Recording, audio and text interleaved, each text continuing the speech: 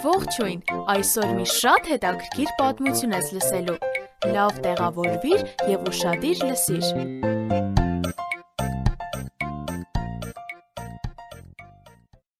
Աշակերտները Հիսուսի հետ երկար ճանապարհով քայլում էին։ Երբ կարդաս Աստվածաշունչը, կարող ես ամբողջ Իսրայելով ճամփորդել։ Աշակերտները արտոնություններ ունեին։ Նրանք այնտեղ էին, երբ Հիսուսը բժշկում էր մարդկանց, երբ նա աղոթում էր իր երկնավոր Հորը,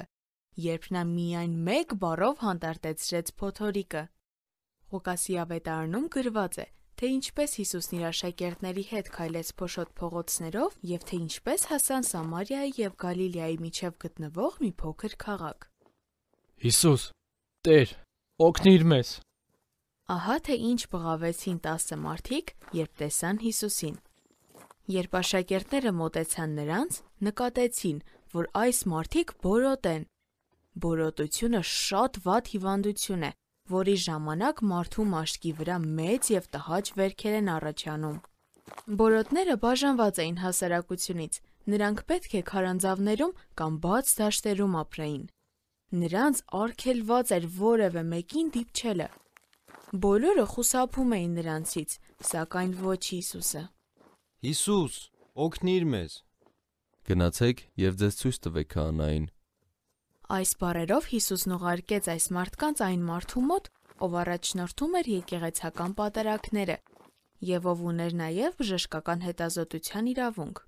Միայն քահանան կարող էր հայտարարել այս մարդկանց բորոտություն հիվանդությունից բժշկված լինելը։ 10 բորոտները միանգամից ճանապարհ ընկան, և երբ քայլում էին, նկատեցին. Մենք բժշկվել ենք։ Մեր մաշկը նորից առողջ տեսք ունի։ Նրանցից մեկը շրջվեց և վազեց Տեր Հիսուսի մոտ։ Նա հասավ նրա մոտ և ծնկի եկավ նրա առջև։ Շնորհակալ եմ, Տեր, որ ինձ բուժեցիր։ Շատ շնորհակալ եմ։ Հիսուսը նայեց այդ ուրախ մարդուն և զարմանքով հարցրեց. Միթե 10 մարդու չբժշկեցի։ Ուր են մյուս 9? Միայն մեկը վերադարձավ շնորհակալություն հայտնելու։ Այո, միայն մեկը։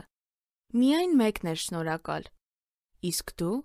այսօր ինչի համար կարող ես շնորհակալ լինել Հիսուսից։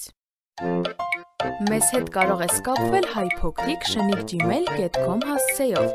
Կրկնում եմ HAYPOQRIC@gmail.com Կհանդիպենք հաջորդ թողարկմանը։ Ձեզ հետ է Եվնիկեն։